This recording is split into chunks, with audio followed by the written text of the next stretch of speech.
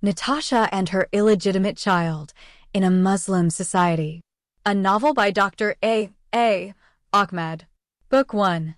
This is an intriguing epic story which resonates with love, resilience, courage, and sacrifice.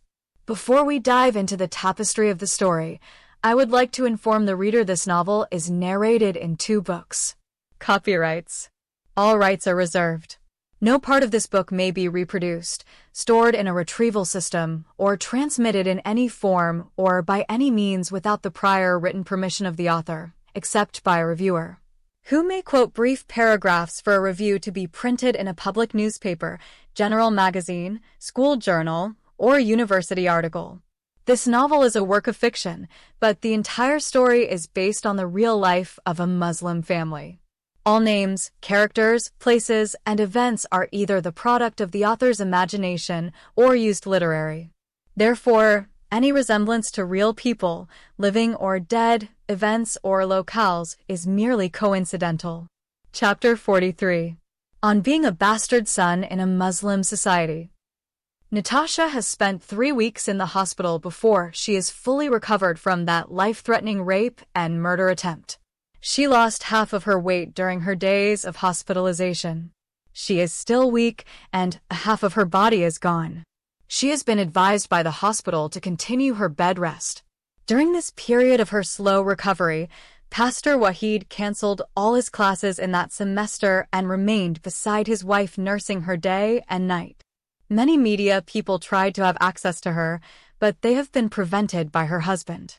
Her police protection had been removed as soon as she got discharged from the hospital. The police authority concluded that Sheikh Yasser left the country for good, and there is no reason to worry about the safety of Natasha after her rapist fled out of Canada. Slowly, Natasha began to regain her weight and health. She went a couple of times to her doctor to check the health condition of the baby in her womb. In both visits, the doctor assured her that she has nothing to worry about her conception. The baby boy seemed to be in good health and growing normally inside her womb. Natasha delivered that baby in 6 months' time. The hospital kept it in a tube for 3 months before his mother could claim him back. He is a lovely baby boy. Natasha named him after her loving late grandfather, Sami Shams al-Din. She refused to give her newborn son the last name of her evil biological father, Saif al-Din, but she gave him the last name of her husband. Now, Pastor Wahid and Natasha have 2 children, Nadia and Sami Muhammad Ahmed. As soon as the new baby was born, Natasha and her husband faced a serious problem. It is neither ethical nor parental, but a financial problem. Their 2 children were both born out of their plan. They did not plan to give birth to either of them. Natasha conceived her baby girl, Nadia, before she got married to her lover, Wahid. Likewise, she got her baby son, Sami Shams al-Din, against her wish. She conceived him through rape and refused to abort him because she and her husband believe abortion is a murder crime and a terrible sin in the eyes of God. The issue before them is how they, as students with limited income, can take care of such small babies who are separated from each other by a gap of 1 year. Pastor Wahid and Natasha are not yet settled down and still planning to continue their education. They have no income except the little student loans they are receiving from the government. They have either to sacrifice their studies and take care of their babies or else struggle with the care of their children and their studies. They found the second alternative is not practical. Pastor Wahid proposed that he should quit his theological studies at the Bible College and find a job to support the family, whereas Natasha should continue her university studies. They found out such a solution is not practical because hiring a babysitter for 2 children would require more than half of their income. The other alternative is that Natasha should stay at home, look after her small babies, and Pastor Wahid should find a full-time job to support the family. Sadly, the second solution would deprive both of the opportunity of getting a good education to secure better employment in the future. When both solutions seemed to be impractical, Pastor Wahid proposed a third alternative. He proposed that they should sponsor his mother and bring her from Sudan to Canada to take care of her 2 grandchildren. Natasha is exceedingly overjoyed when her husband came up with such a brilliant idea. All this time she avoided asking him about his family in Sudan. She remembered that her late grandfather told her that Pastor Wahid had lied to them about his place of birth, Muslim family, and the university where he claimed he had attended before his conversion to Christianity. But on that day, when he came up with that solution, Natasha was compelled to ask him to clarify to her what her grandfather said about him. When he has been confronted by his false claims, Pastor Wahid for the first time has opened his hidden secret and revealed his true identity to his wife.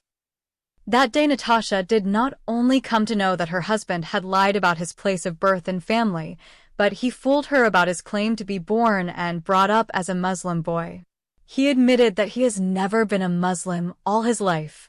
He was born to a Muslim mother, but brought up by Christian parents. He has seen neither his mother nor his father in all his life. He learned from his Christian parents that he is an illegitimate child. His mother gave birth to him in an orphanage owned by the Christian couple who brought him up. On the same day his mother gave birth to him, she had dumped him like refuse in that orphanage and disappeared from his life forever. He did not know even what her name is or what the name of the man who impregnated her. It seemed that his mother got rid of him to avoid public disgrace or honor killing. In addition, Pastor Wahid confessed that his real name isn't Omar or Wahid Muhammad Ahmed. He had been named by his Christian parents as Gurgis Gabriel. When he came to Canada, he changed his name to Wahid Muhammad Ahmed. He did that because he knew that Gurgis Gabriel is a Coptic Christian name. He is aware that he does not look like a Sudanese Coptic Christian, but in every way, he resembled an Arab Muslim. He learned from his Christian parents that his real Sudanese mother and father are Arab Muslims. He remembered that such a mixed-up personality created a lot of harassment and persecution for him in Sudan and led to a serious identity crisis.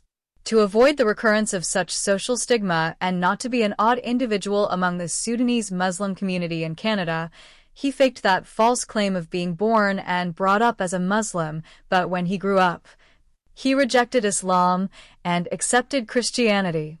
He made everyone believe that his Muslim name before his conversion was Omar Muhammad Ahmed, but after he had been Christianized, he changed it to Wahid Muhammad Ahmed. His Christian parents are known as Mr. Wahid Morgus and Mrs. Mary Morgus. They are a childless couple. But they could not be able to adopt him as their son because according to the Islamic Sharia law, adoption is illegal in Islam and a crime punishable by the law in the Muslim world. When Gurgis Gabriel had become 5 years old, a childless American couple came to his Christian parents and proposed to adopt him as their son and take him to live with them in Los Angeles. They promised to give him their family name and treat him like their own child. Morgus' family gladly accepted the proposal and gave permission to the American couple to take Gurgis to their country.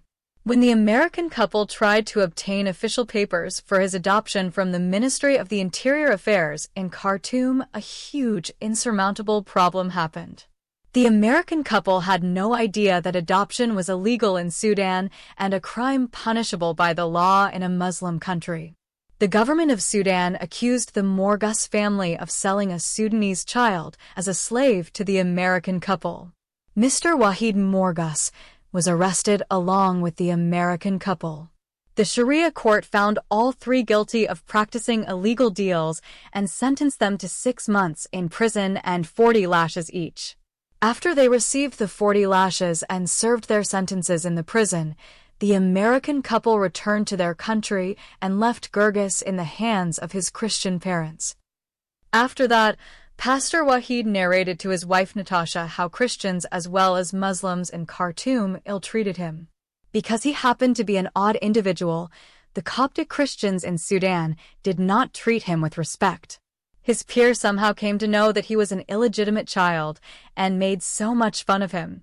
The grown-up Christians disliked him and never accepted him as an equal Christian like them. At first, his parents put him in a public school that had only Muslim children. In that school, the The Muslim teachers and children tortured him because he is a Christian, although he looked in every way like an Arab Muslim Sudanese. Neither his name nor his family name seemed to suit him.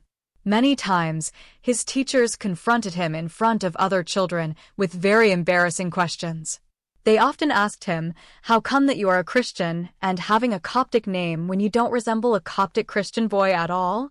Gurgis Gabriel had no answer to that question except his tears. His silence and oddness caused a nasty rumor to spread among the students that he was a bastard. It would be more tolerable to be treated as an untouchable outcast in a Hindu society than an illegitimate child in a Muslim country.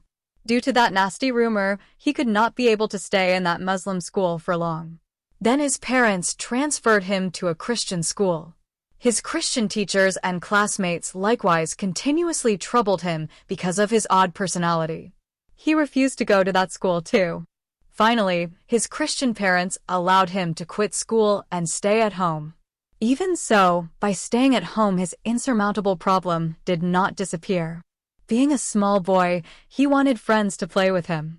All his neighbors' children were Coptic Christians, and none of them would like to associate himself with such an odd child.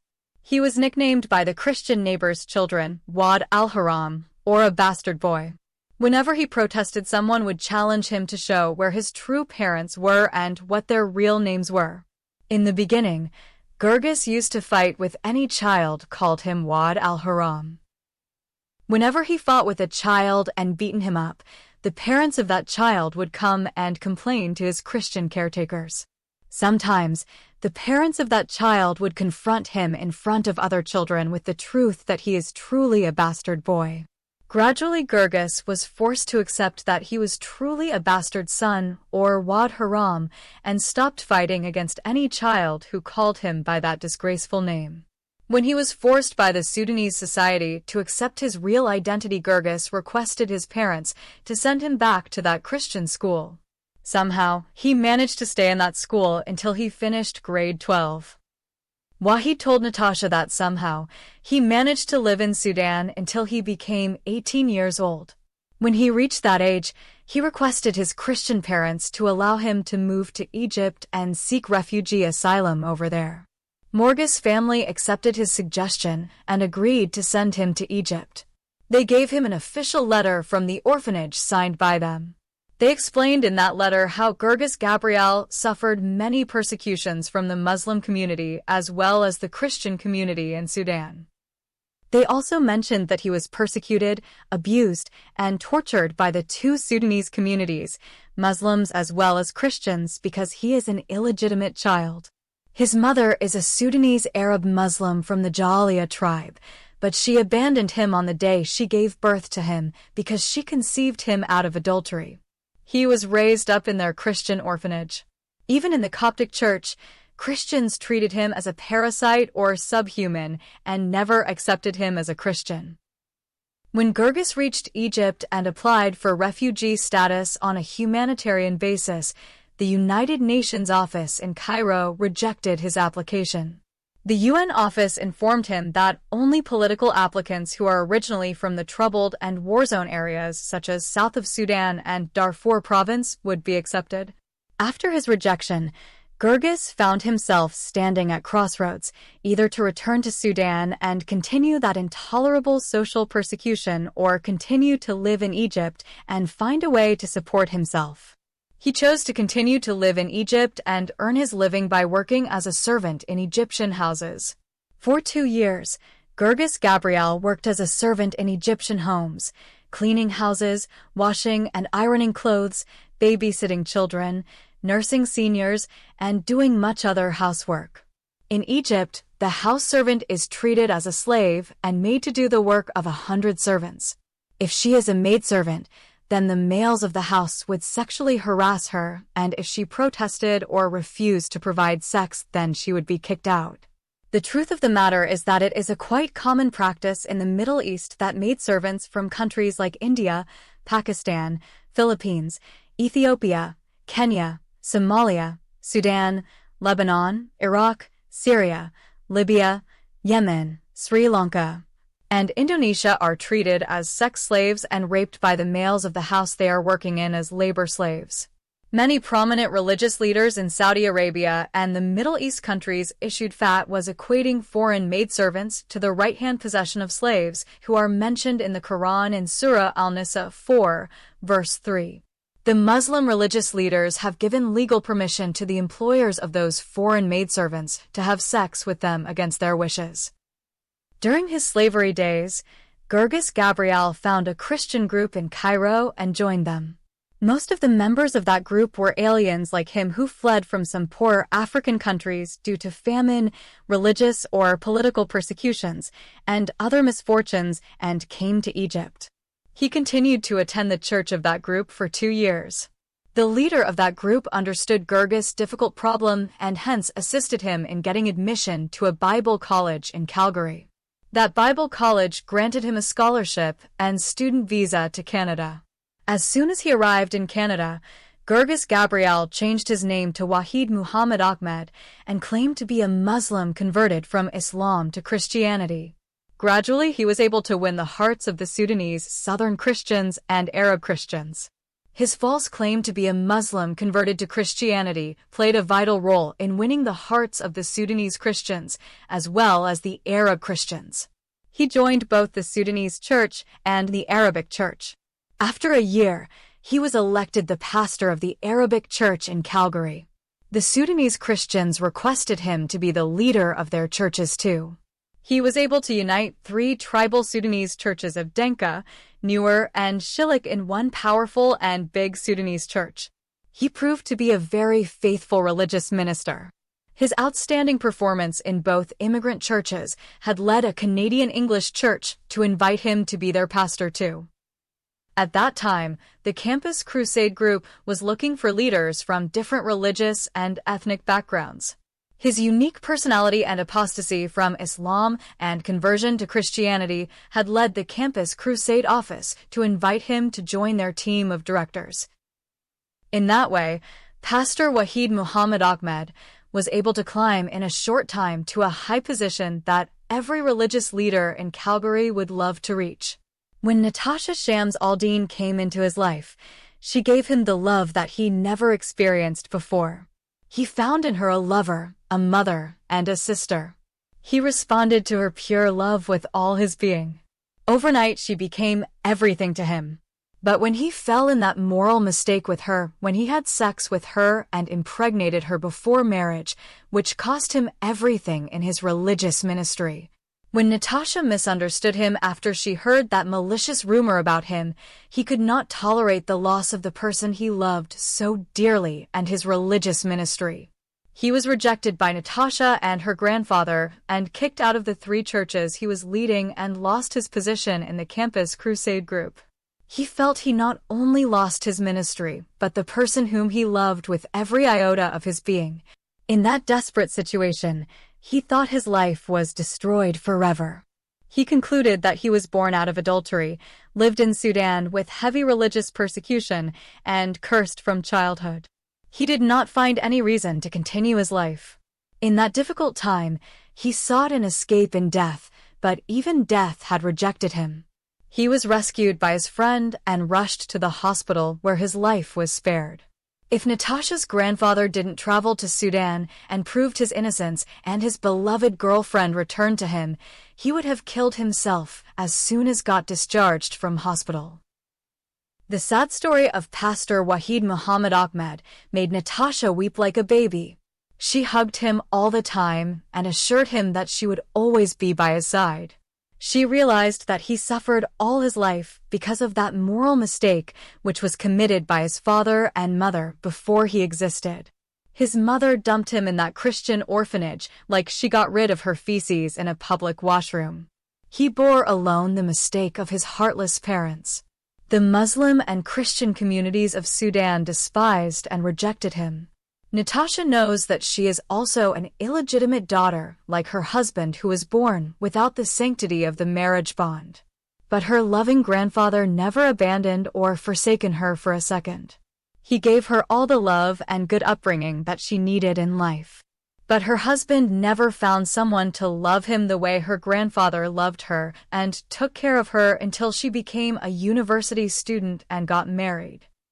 At this junction, Natasha has been forced to make a contrast between the sin that Gurgis' biological parents did before marriage with the sin she and her lover Pastor Wahid had done before they got married.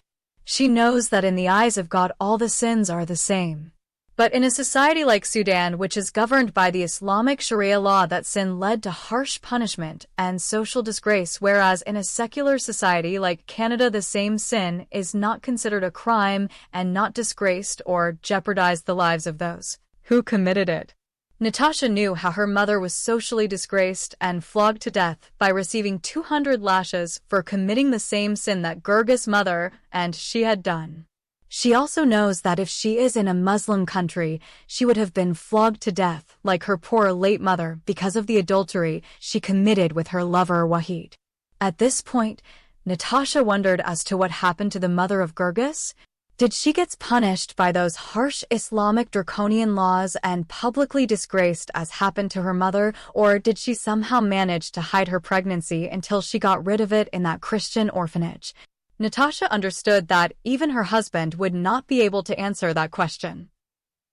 After revealing his hidden secret, Pastor Wahid informed Natasha that although his Christian parents did not officially adopt him as a son still, he considered them as his own parents. During those years he spent in their orphanage, they gave him the love of parents and looked after him as their own son.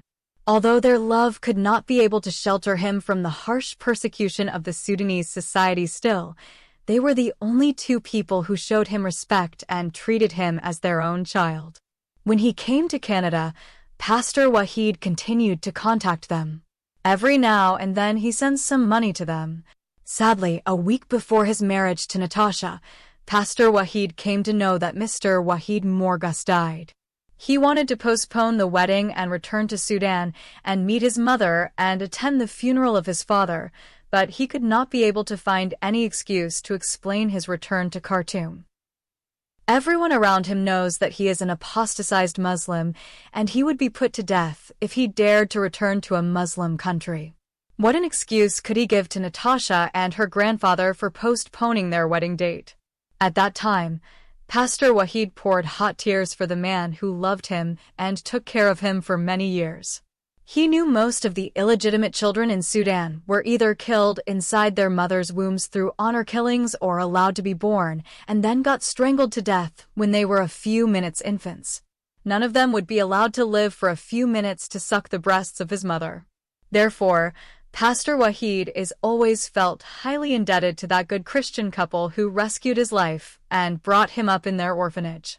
As a matter of fact, when he decided to change his name in Canada, he chose the name of that good Christian man, Mr. Wahid, who brought him up and took care of him as if his own son. After she lost her husband, Mrs. Mary Morgus became all alone. She had no child to take care of her in her old age. All 12 illegitimate children she took care of had grown up and left the orphanage, and none of them had come back or contacted her again except Gurgis Gabriel. Pastor Wahid wanted to bring his Christian mother to Canada to live with him, but his lies stood on his way. How was he going to explain his relationship with Mrs. Mary Morgus to his wife Natasha and other Christians? While he was desperately trying to ignore his mother for the sake of hiding his false claims, his conscience continued to trouble him. He understood that the only escape for him is to disclose his hidden secret to his wife and convince her to allow him to bring his mother from Sudan to live with them. But then his false claim became a stumbling block. When that unbeatable problem of taking care of their 2 little ones arose, Pastor Wahid seized the opportunity and revealed his hidden secret to his wife. Natasha gladly welcomed the proposal and encouraged her husband to bring her mother-in-law as soon as possible. She told him that from childhood, she is looking for a mother, and his Christian mother, Mrs. Mary Morgus, is the one whom God is going to bring from Sudan to Canada to fulfill the daughter's maternal longing. Chapter 44. Halima and Samir. The first terrorist attack that Sheikh Yasser Saif al-Din has planned against the so-called infidels and enemies of God after he settled in Somalia is directed against a large Christian gathering in Canada. Through his long experience in living in Calgary City, he knows that every year the congregations of 3 Christian churches gather together during the month of December to celebrate their Christmas party. They are the combined Sudanese church of 3 southern tribes, the Arabic Church, and a Canadian Baptist church. Those 3 churches used to be pastored by the Sudanese apostatized priest Wahid Muhammad Ahmed. Sheikh Yasser knew although that priest was forced to step down due to his disgraceful adulterous relation with one of his members, his accursed illegitimate daughter Natasha, still, he continued to be an active member of all 3 churches. So, the evil genius determined to attack that huge gathering of the infidels and finish his bitter 2 enemies, Pastor Wahid and his apostate wife. He wants to carry out his revenge on Natasha because she had scandalized his good reputation among his Sudanese people and his Muhajirin followers in Canada. This time, Sheikh Yasser has masterminded a perfect and flawless plot that seemed to be impossible for Pastor Wahid and Natasha to escape from it. He knew that his previous terrorist attack was made in a hurry. But this time, the devil friend drew a long-range plan that he believed was flawless. He wants to carry out an inside job that Christians would be assassinated by their own fellow Christians. To put that plan in practice, Sheikh Yasser decided to fake someone's false conversion from Islam to Christianity. Then he chose one of his suicidal bombers from among his Mujahideen terrorists. His chosen one is a Somali young man. According to the plan, the Somali man would be wedded to a Somali woman. The woman should not be informed about the plot. She would be used as a cover-up for ensuring the success of the suicidal mission. Before finding the woman, Sheikh Yasser taught the young man how to pretend to be a Muslim who forsook Islam and embraced Christianity. After the young man learned a few verses from the New Testament and other basic tenets of the Christian faith, Sheikh Yasser began to search for a Somali woman to hook him with her. The spouse that Sheikh Yasser is looking for is not any Somali woman. She has to be a Somali refugee and single woman. He knows that such kind of woman is easy to find in the refugee camps in Nairobi, Kenya. Those camps are filled with thousands of single mothers whose husbands had been either killed in the jihad war in Somalia or forsook them and returned to Somalia to join the terrorist Islamic Courts Union known as Etihad al-Mahakim al-Islamiyya, or the terrorist group that called Al-Shabaab, or the Muslim Youth Mujahideen. Harakat al-Shabaab al-Mujahideen, more commonly known as Al-Shabaab, is a jihadist fundamentalist group based in East Africa, Somalia, Kenya, Tanzania, Mozambique, Djibouti, and Yemen. In 2012, it pledged allegiance to the militant Islamist organization Al-Qaeda. Al-Shabaab rose from obscurity to international prominence in less than 2 years. Al-Shabaab's ideological commitment to global jihadism, its connections to Al-Qaeda, its military capabilities, and its ability to capture and control territory suggests that it will continue to pose a strategic challenge to the USA and many Western countries. Since its emergence, Al-Shabaab received the endorsement of Osama bin Laden and has seen large numbers of Somalis living in the West flock to its camps. Somalia has become, like Pakistan, a significant Al-Qaeda's haven. Sheikh Yasser Saif al-Din sent his terrorist young man to Nairobi and ordered him to find a Somali refugee mother who is desperately looking for a husband. She has to be a divorcee or preferably a widow with many orphan children. If that task is successfully achieved, then his young man should marry that single mother and both apply for resettlement in Canada. Sheikh Yasser knows that the UN office prefers to send refugees with families rather than single ones for resettlement. Most of those families are sent for resettlement in the USA, Canada, New Zealand, and Australia. Sheikh Yasser told his man to reject any country offered to them except Canada. He should use it as an excuse that he has close relatives in Calgary City, and therefore, he prefers to be with them. As a matter of fact, Sheikh Yasser Saif al-Din began to work on that plan as soon as he arrived in Mogadishu. He has 9 months remaining until his suicidal bomber would carry out that terrorist attack at the Christmas party in Canada. After selecting and training his terrorist man how to pretend to be an apostate from Islam, the evil sheikh sent him to Kenya. The young man arrived in Nairobi and pretended to be chased out of his homeland by the Somali terrorists. He claimed that Harakat al-Shabaab al-Mujahideen invaded his peaceful village, killed many men, and raped women.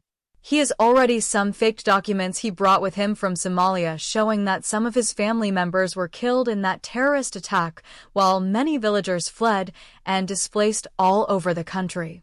He and other young villagers were forced by those Islamic terrorists to join them against their wishes.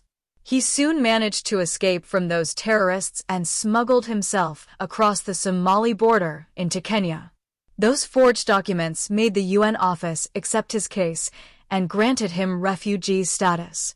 As soon as he has been allotted a tent with a group of young Somali men, the young man began to look for his partner. Although he is young and handsome, he betrothed a Somali woman who has been married 5 times and has a bunch of kids before he met her.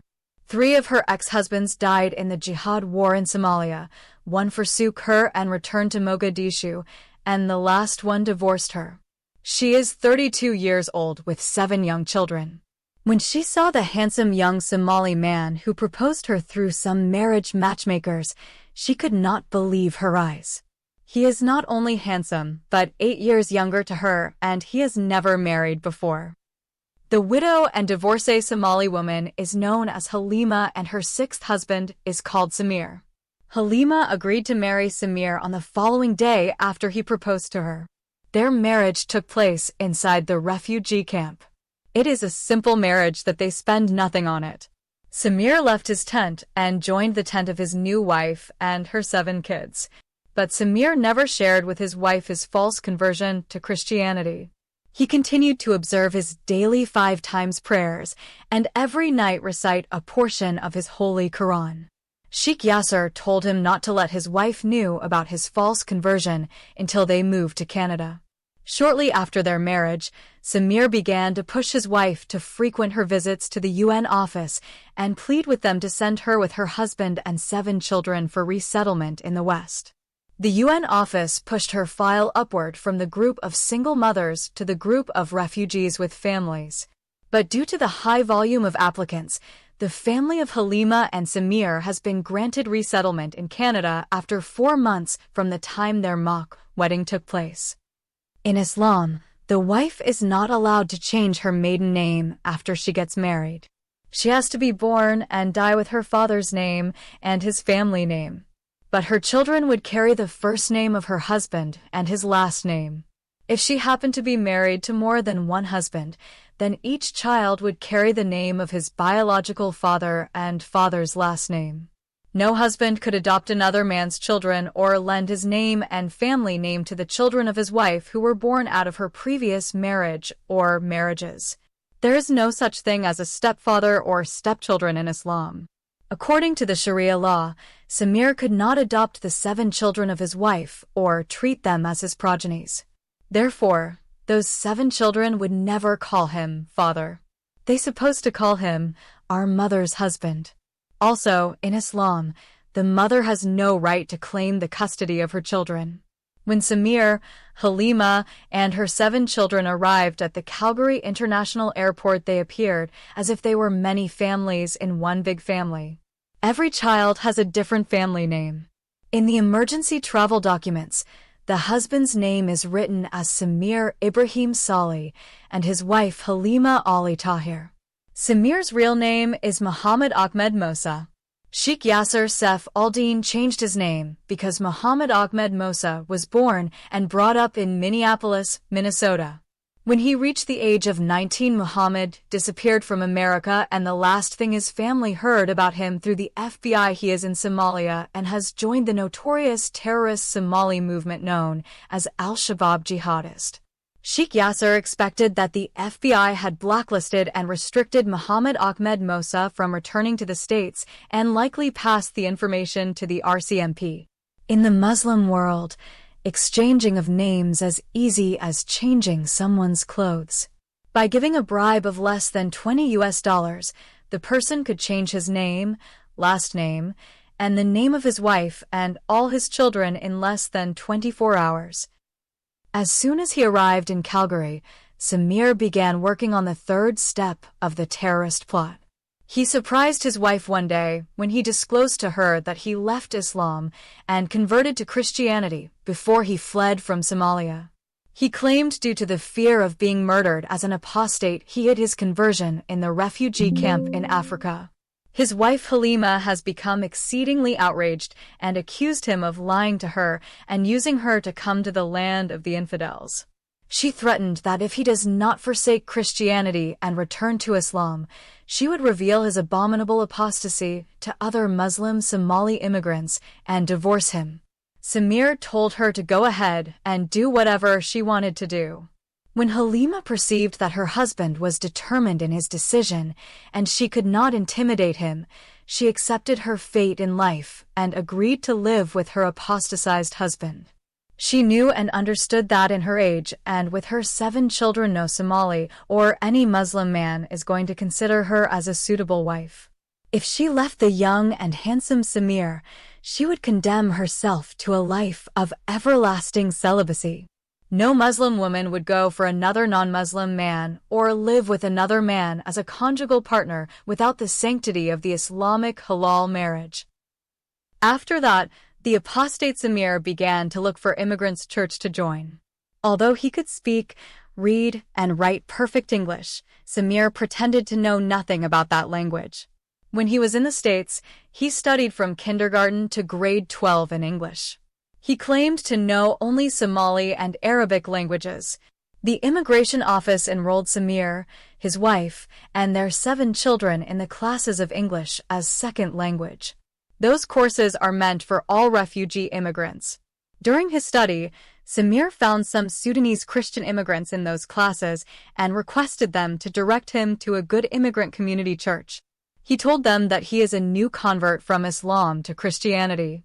The Sudanese Christians have rejoiced over the apostate Somali Samir. They have never heard before that day a Somali left Islam and embraced Christianity. As a matter of fact, the only 100% Muslim 2 countries in the whole world are Somalia and Saudi Arabia. These 2 countries have zero tolerance to apostasy, and every foreigner caught with a Bible at the airport would be put to death. No church is allowed in those pure Islamic soils, and no form of Christians gathering is permitted. It is less dangerous to be arrested with drugs or alcohol in your house or in the very act of committing adultery with a prostitute than having a Bible in your possession. At any rate, those Sudanese Christians gave Samir the address of the combined Sudanese church, which used to be pastored by the ex-pastor Wahid Muhammad Ahmed. The claim of Samir to be a Somali Muslim converted to Christianity is spread like fire among the immigrant Christians, as well as the immigrant Muslims in Calgary City, and it reached Edmonton City. The Somali Muslims received the news with great shock, and such incredible news created indescribable anger in their hearts. As we have already mentioned, Somalia and Saudi Arabia are the only 2 countries in the world that are inhabited by Muslims only. There is not a single Christian church in either country. Every Saudi or Somali man or woman forsook Islam and converted to Christianity was put to death either by his family or neighbors or beheaded by the Sharia court. Accordingly, the Somali immigrants in Calgary boycotted Samir and his wife before even they met them. In the ESL classes, the other Somali immigrants avoided associating with Samir and his wife, as if the 2 are carrying a contagious disease, such as coronavirus. The Somali women spat on the ground whenever Halima and her children walked near them. The Somali men know that the law in Canada would not allow them to kill Samir, and hence, whenever he walked near them, they hailed him with threats and curses in their language. Some of them curse Satan and ask Allah to protect them and their wives and children from the abomination of apostasy. The Somali leader of the terrorist group of the Muslim Brotherhood came all the way from Edmonton to Calgary and tried to confront Samir, but the apostate Somali refused to meet him. When Samir refused to talk to him, the dangerous leader declared him as an apostate man who fell out of the blessed family of Ibrahim. Therefore, He uttered his fatwa in front of a big gathering of Somali Muslims and said the shedding of the blood of the apostate Samir is permissible to any faithful Muslim man or Muslima. To achieve his evil goal, the terrorist Samir tolerated all social and spiritual persecutions of his Somali people and continued to pretend to be a Muslim converted to Christianity. He even stopped performing his daily 5 prayers and ceased to recite his holy Quran. In that way, Samir did not only fool his wife and the Muslim community, but the Sudanese and Arabic churches received him in their midst as a brave hero returning from the war zone. Some Arab and Sudanese Christian families invited him and his wife and her 7 children for food in their houses. Some members of the church visited them in their apartment and brought with them some Christmas gifts for the children. Whenever Samir and his wife wanted to go shopping, there would be some volunteers from the church to help them. Chapter 45. Prior to the terrorist attack on the Christmas party, Pastor Wahid and Natasha, like other Christians in the Arabic and Sudanese churches, sincerely believed the conversion of the Somali immigrant Samir. Even the pastors of those 2 immigrants' churches and their elders believe that Samir is a genuine apostate. Many members of the 2 churches, including the leaders, prayed for the conversion of Samir's Muslim wife, Halima, and her 7 children. Some believers kept a special day of fasting and praying for the salvation of Halima and her kids. They invited Samir to come and join them in their fasting and praying for the souls of his wife and her 7 children. Samir attended that meeting and pretended to be very much concerned about the salvation of his wife and her children. He is a good actor and deceiver and made everyone believe he is truly an apostate. In accordance, after 2 months from the day of their arrival in Calgary, Halima's heart has been touched by the pure love that the Christians poured on her husband and her 7 children. Before she experienced that pure love, her heart was dried up by her bitter experiences of having 6 husbands without her getting love from any of them. She is like the Samaritan woman who met Jesus at the well, Gospel of John 4, verses 4 to 26. Men gave her nothing except misery and abuse. All of them used her, abused her, and threw her away like tissue papers inside a toilet after she became of no use to them. Whenever her husband found a younger and prettier Somali girl, he ditched Halima and married his new catch. When she married her first husband, Halima was a mere child of 10 years of age. After 4 years, that husband blew his body in bits and pieces and supposedly died as a martyr in jihad and went to enjoy his 72 virgins in paradise.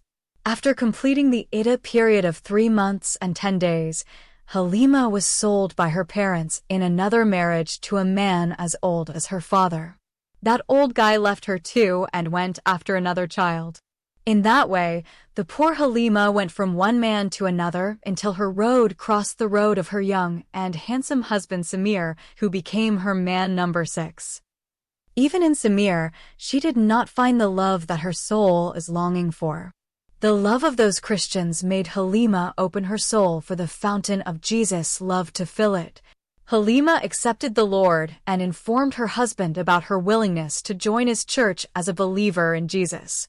Samir is shocked and perplexed when his wife told him that she has accepted Jesus Christ from the depth of her heart.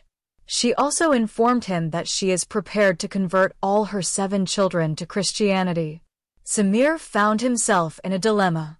If he tried to prevent her from becoming a Christian and changing the religion of her children, then he has to explain to her and other Christians why he is against her conversion.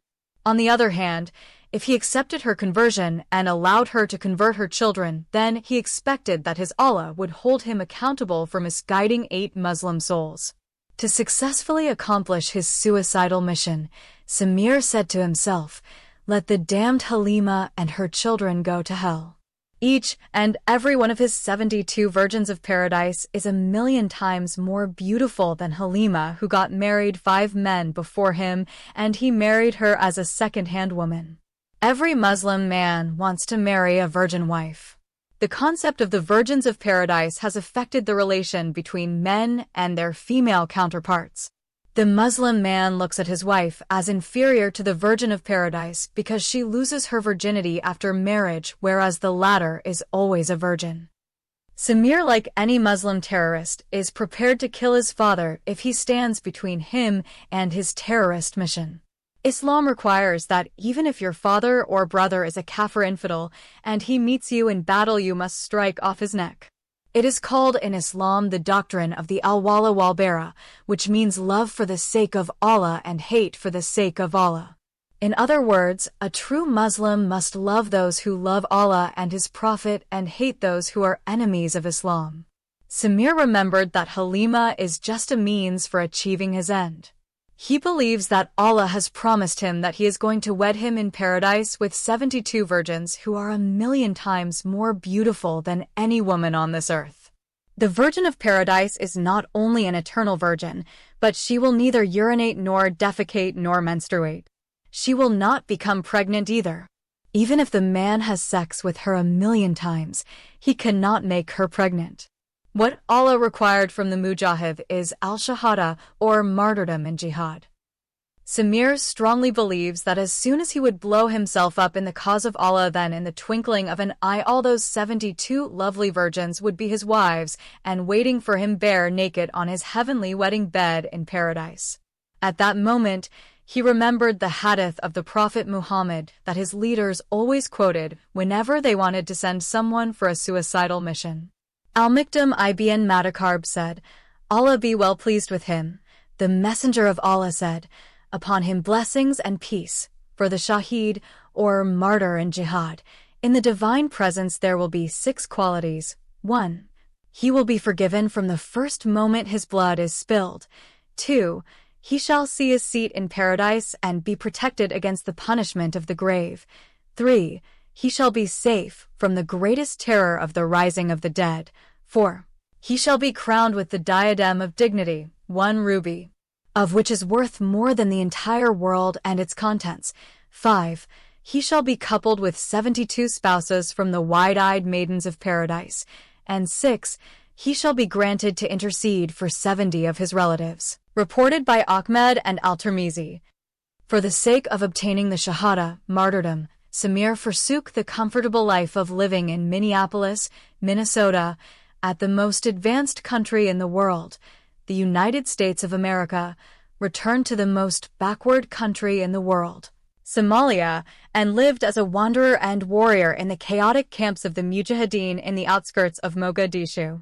He knows by heart all the verses of the Quran and the hadiths of the Prophet Muhammad that promised and described the beauties of those lovely sublime creatures he is going to get as soon as he died as a martyr in the cause of jihad. We shall wed them unto virgins, fair ones with wide, lovely eyes. Quran, Surah Al-Dukhan 44, verses 51 to 54. Therein maidens resting their glances, untouched before them by any man or jinn. They are lovely girls as rubies, beautiful as coral. Quran, Surah Al-Rahman 55, verses 56 to 58. The fair, the beautiful ones, Hurriyat girls, with large eyeballs, kept close in their pavilions. Quran, Surah Al-Rahman 55, verse 72. Prophet Muhammad also offered many incentives for those who would wage jihad in their lives. The Mujahideen are assured of entering paradise before the first drop of their blood falls to earth. The holy scriptures of Islam also say that the beautiful virgins of paradise come down to earth to take the spirit of the mujahid who is about to die before the first drop of his blood falls to earth. The martyrs promise 72 Hurriyat girls in paradise. These Hurriyat are more beautiful than all the beauties of the world combined. In the meantime, the happiness of the Christian believers became double when Halima confessed her belief in Jesus and expressed her readiness to bring all her Muslim children to the Lord. Her husband Samir tried to play many tricks to prevent her from converting her Muslim children to Christianity, but he failed.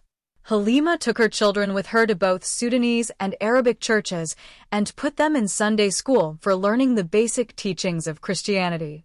When he could not be able to stop her, Samir gave up and concentrated on his terrorist plan. He knows that he has a few days to live before he would carry out his attack and go up to paradise to enjoy those rivers of wine, milk, and honey with his 72 virgins. He came to know that the Christmas party had been scheduled to take place on December 17th.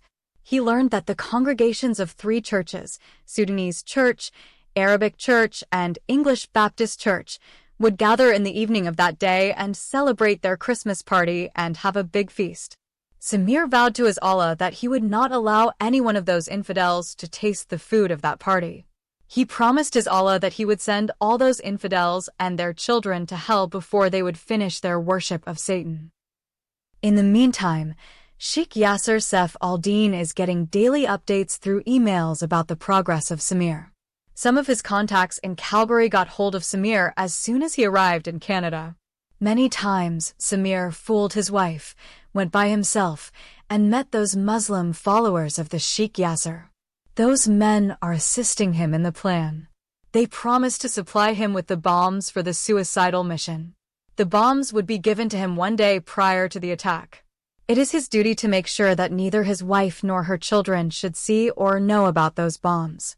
Samir assured them that he would make sure that the bombs would be kept out of the reach of Halima and her children. In the meantime, he has been trained by those men in how to conceal the bombs inside his clothes before he would go for the Christmas party. They bought him a beautiful black suit, shirt, trousers, and shoes. They told him most of the Christians put fine clothes at their Christmas party. Everything went as planned except for a small mistake that happened on the night prior to the attack. Samir brought the bombs into the apartment and hid them from his wife and her children. After his wife and children went to sleep that night, Samir decided to offer a prayer of success to his Allah and recite some verses of the Quran. He went to the living room, seated himself on bent knees, and began to offer his prayer.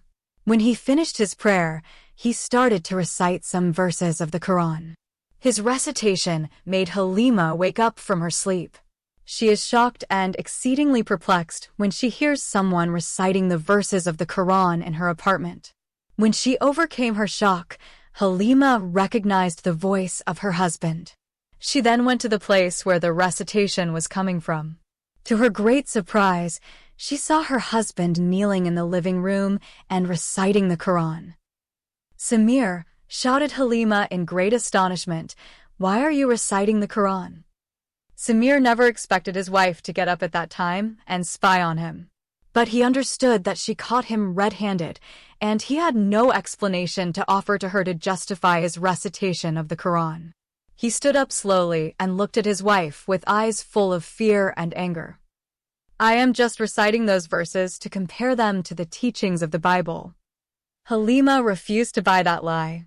She heard him very clearly reciting those verses of the Quran, which she knows that Muslim mujahideen are supposed to recite before they go for a suicidal mission to blow themselves up in jihad against the infidels.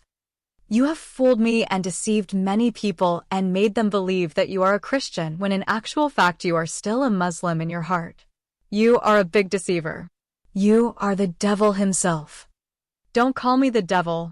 Yes, I am still Muslim, and I will never leave my beautiful Islamic faith and follow the distorted and corrupted religion of those unclean brothers of monkeys and pigs as you have done. You have become an infidel apostate, and shedding of your blood is permissible to any faithful Muslim man or woman. You have become a follower of Satan. You are the one who is following the devil. I am going to expose your deception among all Christian believers.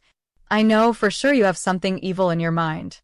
Most likely you are planning to blow yourself up tomorrow at the Christmas party and kill with you many innocent men, women, and children, but I will never allow you to kill one single innocent Christian. Inshallah and Allah willing, tomorrow I will perform Shahada, and I shall kill all those infidels, and you're going to be the first one of them." As soon as he voiced out his evil promise, Samir ran to Halima, jumped on her, and caught hold of her neck. Halima had not expected him to attack her, and hence she was taken unguarded and prepared for his brutal attack. She struggled to free her neck from his strong grip, but she could not. He had already tightened his hold on her neck and begun to strangle her. Halima kicked with her hands and legs, but she could not be able to free her neck from his strong hands. He continued to tighten his grip until she stopped moving. Her strangled body has fallen on the floor, but he does not let go of her neck until he killed her in cold blood. The murder of Halima put Samir in a difficult state. He does not know what to do with her dead body and how he is going to explain her disappearance to her children in the morning and other Christians. He decided to contact his Muslim assistants and inform them about the murder of his wife and seek their advice. He understood that he had less than 24 hours left for him to accomplish his Allah-given mission, leave this fleeting life with all its pain and turmoil, go to his Allah, and enjoy his 72 virgins in paradise. Therefore, Samir called one of those men of Sheikh Yasser who supplied him with the bombs and informed him about the murder of his apostate wife and why he killed her. The man promised him that he would send some men to his apartment and help him to get rid of the dead carcass of his infidel wife. Shortly after that midnight phone call, a van stopped in front of the building where Samir was living. 2 men came out of the van and rang the bell. Samir immediately responded and opened the door for them. The 2 men brought with them a big bag. Then the dead body of Halima was forcibly inserted inside that huge bag. After that, the dead body was transferred out of the apartment to the van. Samir came down with the 2 men and helped them to carry the dead body of his wife inside the van. Then the 2 men assured Samir that they would get rid of the dead corpse of his accursed wife, and therefore he has nothing to worry about anymore. He has to return to his apartment and spend the rest of the time resting. They told him to forget about his filthy apostatized wife and concentrate on the great rewards that the exalted Allah is going to bestow upon him when he explodes his body in smithereens along with those brothers of apes and pigs. When Samir returned to his apartment, he fell asleep as if he had done nothing wrong. The arrival of those 2 terrorists at such late hours of the night did not go unnoticed by some of the neighbors. The huge bag they brought with them, and when they left that bag looked as if they have loaded inside it the entire Somali family. Actually, the murdered Somali woman is a very fat woman. Her huge body equaled twice the body of her husband. That night the police received 3 different frantic calls reporting the same peculiar activities in the apartment of that Somali family. One of the callers gave the plate number of the van that the suspected visitors were driving. Another caller informed the police that he heard some quarreling in the apartment of the Somali family an hour before those night visitors came in. Yet, a third caller suspected a nasty fight between his Somali neighbors took place at midnight. He said he would not be surprised if he comes to know later that the Somali man has killed his wife and smuggled her dead body in that huge bag. The police took those calls seriously and issued orders to the night officers who were on duty to find and intercept that van. Every police officer on the road received that order and a citywide search began for that van. The van is spotted while it is emerging out of the city and heading toward the Trans-Canada Highway. 3 police cars began to chase it. Although the 2 men saw that the police cars are chasing them, still they did not stop their van. Instead, they accelerated their speed and went beyond the speed limit. The police officers informed the city police headquarters to send a helicopter. They anticipated that they are going after dangerous Islamic terrorists. Before the helicopter arrived, the terrorists suddenly stopped their van and waited for the officers to approach them. The first police car went a few meters ahead and stopped in front of the van, whereas the second one stopped just behind the car. 4 police officers came out of their cars and surrounded the suspect's vehicle. The terrorists took them by surprise and opened fire on them. 2 officers were shot and the other 2 managed to escape and return to their car. The van resumed its escape. At that critical moment, the helicopter and another couple of police cars arrived just a few minutes after the van went up high speed again. The other 2 cops carried their wounded fellow police officers and took them inside their car. That night happened to be the coldest day of the year. The 2 officers could not be able to leave their injured fellow officers freezing to death on that cold night. Therefore, they allowed the terrorist van to escape and engaged in rescuing their injured officers. When the two other police cars arrived along with the helicopter, the terrorists' van has vanished. Chapter 46. The Divine Miraculous Rescue. The police headquarters sent the addition of 15 police cars on the Trans-Canada Highway. The cars spread on every highway that is leaving the city and began a thorough search for that terrorist vehicle. The other 3 police helicopters joined the other 17 cars and choppers and searched every highway around the city of Calgary. Eventually, the police found the terrorists' van abandoned by its driver and the other man who shot the 2 police officers. It was 2:30 in the morning when the police found the van. The terrorists set their van on fire and escaped. The dead body of Halima is found inside the van. Halima's body had been purposefully completely burned, and the flame disfigured her face.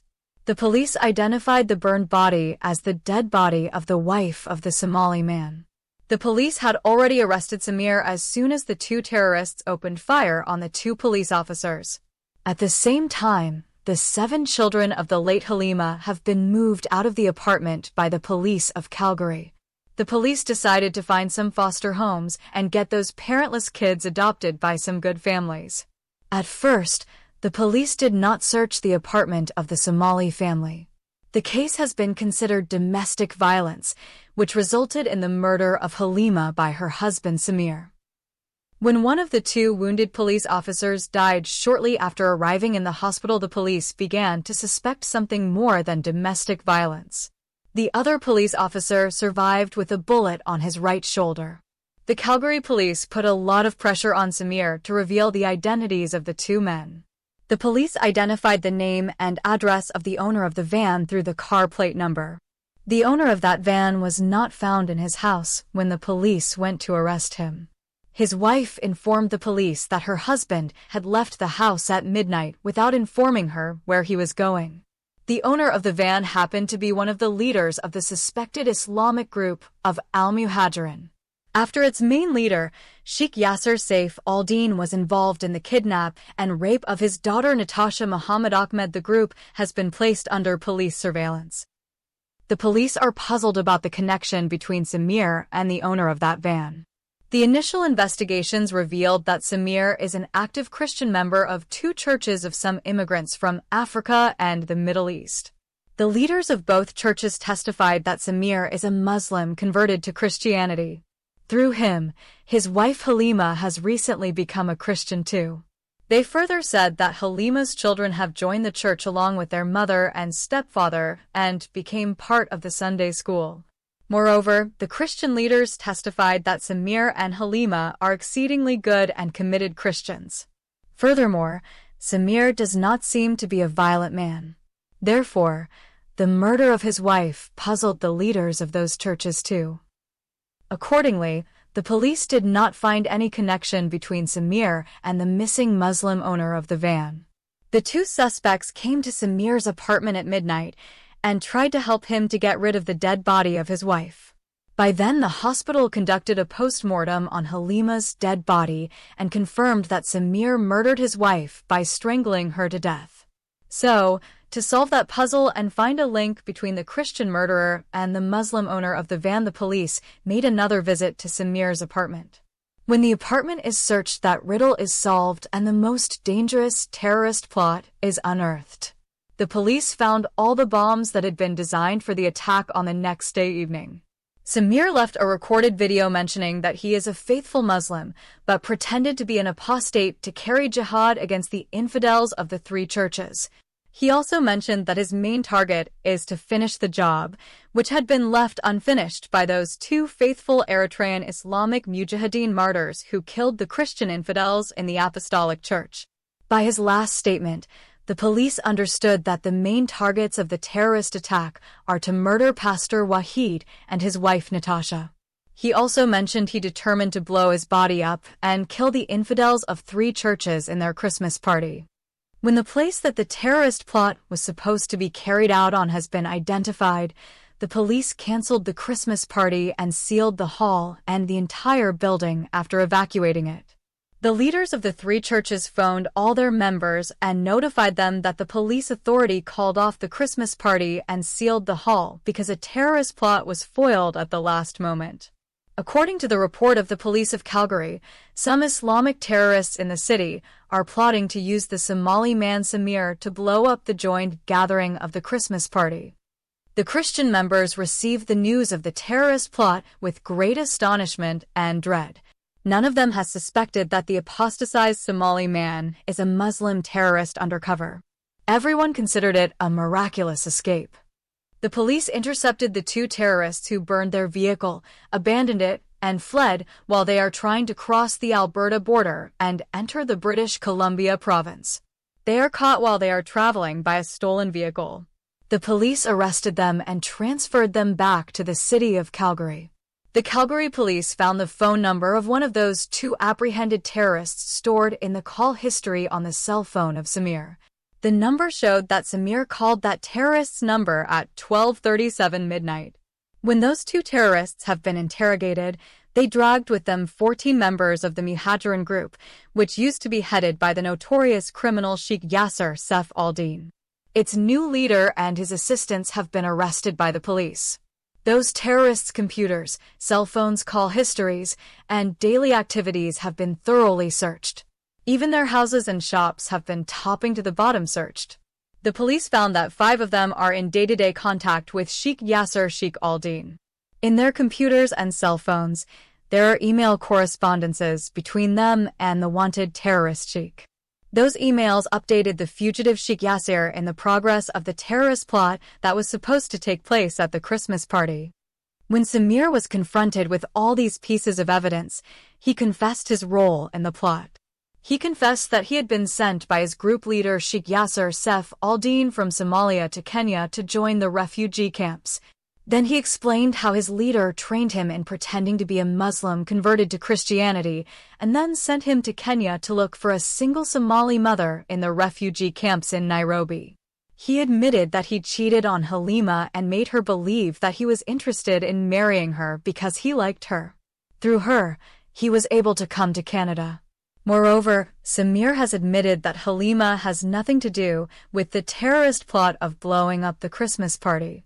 She is the one who spoiled the flawless plan at the last moment when she suspected his night prayer and recitation of the Quran. He further admitted that he killed her when she threatened to expose him and inform other Christians about his suicidal mission. The police of Calgary are amazed by the story of Samir.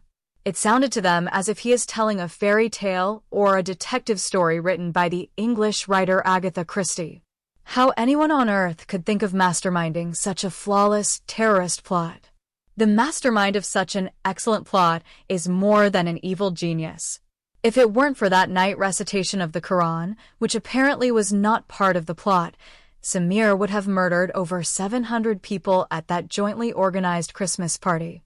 If his wife did not wake up in the middle of the night and caught him red-handed and threatened to inform other Christians, many innocent children would have been slaughtered in cold-blooded mass murder. All those who are supposed to be blown up in that party gave thanks to God for saving them from such a horrifying terrorist attack. They considered Halima to be a symbol of the heroic act and died as a Christian martyr. They considered her the new incarnation of the first Christian martyr, the girl perpetual, that faithful young Christian mother who was killed by the Romans for refusing to deny her Lord Jesus Christ. They also believe that her precious soul is now with the Lord who used her to save many innocent people. Every believer decided to attend her funeral. Meanwhile, the police kept Halima's 7 children in protected custody until the court and the social work department decided their future. The police made another startling discovery when it appeared that Samir is speaking perfect American English. According to the information that reached the immigration office from the UN office and the Canadian embassy in Nairobi, Samir can speak only Somali and Arabic languages. When he arrived in Canada, he had been enrolled along with his wife in the ESL classes for learning English as a second language. The RCMP referred the case of Samir to the American FBI and demanded a background check upon him. His fingerprints revealed that he was born and brought up in Minneapolis to a Somali-American family. His real name is Muhammad Ahmed Mosa. When he reached the age of 18, Muhammad disappeared from the USA, and the last thing his family heard about him through the FBI is that their son reached Somalia and joined the Al-Shabaab jihadist movement. To return to North America, Muhammad Ahmed Mosa had changed his name to Samir Ibrahim Saleh because he anticipated that the FBI has blacklisted his real name, restricted him from returning to America, and passed that information to the RCMP. After 3 days, the leader of the Somali community in Calgary approached the hospital and demanded the body of Halima. He informed the hospital authority that Halima is a Somali woman and hence the Somali people want to bury the late Muslim woman. Before accepting his demand, the hospital authority informed the police. The police authority agreed that the body of the Somali woman to be buried by her Somali community. When Pastor Wahid heard that the converted Somali Christian woman is going to be buried as a Muslim, he requested his church leaders to intervene and stop the Somali Muslims from taking her body. The church leaders approached the police authority and requested them to stop the Islamic burial of the Christian woman Halima Ali Tahir. The police authority refused to accept the request of the church leaders on the ground that Canada is a multicultural country, and every ethnic group is allowed to follow their cultural values and practices if those traditions do not conflict with the Canadian laws. Therefore, the police authority rejected the request of the church leaders because they do not have any official proof, such as a baptismal certificate, to prove that Halima has converted from Islam to Christianity. Unfortunately, before her water baptism, the Somali woman had been cruelly murdered by her terrorist husband. Although Halima had been buried in the Muslim graveyard, still hundreds of Christians had attended and participated in her burial and prayed for the well-being of her 7 children. As a matter of fact, many of those Somali Muslims have become exceedingly happy when they came to know Samir is not an apostate but a pretender. They have also hated the late Halima with bitterness when they learned that she is the one who spoiled the jihad mission of her brave Muslim husband Samir. Although they buried her in Muslim graveyard, many of them believe she died as an accursed apostate, and she has gone to hell to burn with other infidels forever. The leader of the Muslim Brotherhood, who came from Edmonton City and declared Samir as an apostate and the shedding of his blood is permissible, has become extremely happy when he heard the apprehended Somali terrorist is a Muslim undercover. But he cursed the late Halima, who spoiled the martyrdom of her courageous husband Samir. At this moment of time, the great Somali terrorist leader remembered the hadith of the Prophet Muhammad, which said the woman comes in the form of Satan and she retreats in the form of the devil. As soon as the Somali Muslims have succeeded in burying Halima as a Muslim woman, they began to demand the custody of her 7 children. They argued that all her 7 children were born as Muslims and having Muslim first names and last names. Their fathers are Muslim men too. The church leaders once again tried to intervene and stop the Christian children of the late Christian martyr Halima from being given to Muslim families, but they also could not succeed. Even so, this time the church leaders did not give up and took the matter to court. Sadly, after the controversial issue has been hotly debated before a Canadian magistrate in a small claims court by a Christian lawyer and a Muslim advocate, the Somali community won and got a court order for adopting the children of the deceased Somali woman. Although adoption is forbidden in Islam, still the Muslim Somali community has compromised in this Quranic command to stop Halima's children from being raised up as Christians. Therefore, all 7 children have been entrusted into the custody of 3 Somali Muslim families.